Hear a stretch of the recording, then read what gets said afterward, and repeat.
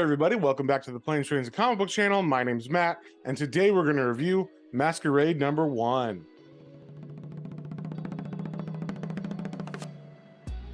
But before we get into that, if you guys wouldn't mind liking, sharing, subscribing, commenting, it really helps me out and lets me know what you guys want to see more of. So, with that being said, let's get straight into it. All right, we got the cover here for Maskerade #1.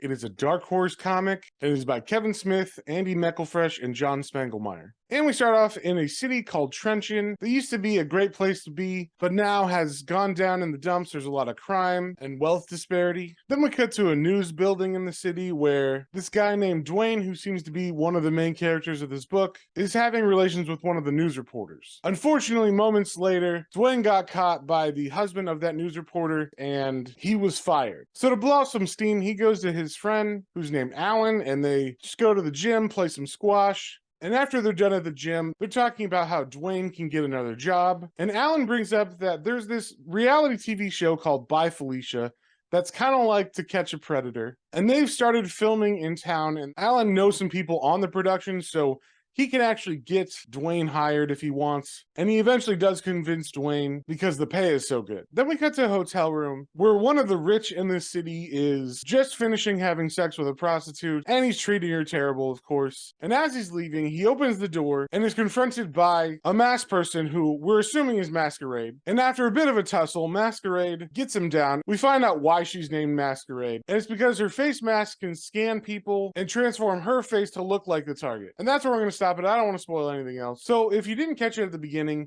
that issue was the newest series from Kevin Smith, and he's actually got a new imprint at Dark Horse called the Secret Stash imprint. So I'm assuming if this one does good, maybe he has a couple more that are going to be coming out soon. I gotta say that Kevin Smith's writing has definitely matured over the years as far as comic books, because I remember his Daredevil comics and his Green Arrow comics from the 90s, and they have mountains of text on each page, and they're very wordy and very much like Kevin Smith's movies. But it seems like he's gotten better at writing for the comic book medium, because this did not have nearly that much text in it. The story itself is fine. It's kind of like your basic vigilante superhero setup, and they definitely dropped in hints of story threads that are going to be in the next issues. I thought the art was okay. It wasn't amazing, and it wasn't bad necessarily.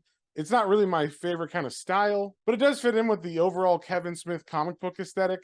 Some of his other works kind of have the thicker lines around characters like this one does. So that just seems to be the kind of art style that Kevin Smith likes. So while this book wasn't terrible or anything, it didn't really grab me. A lot of it was setting up for the future issues, and some of those story threads just didn't make me want to read more. So I'm going to give this one a 2.5 out of 5. For me, it wasn't my thing. It was kind of just an average comic, but that's just my opinion. So if you saw anything you like, definitely go pick it up at your local comic book store, and we will see y'all in the next one.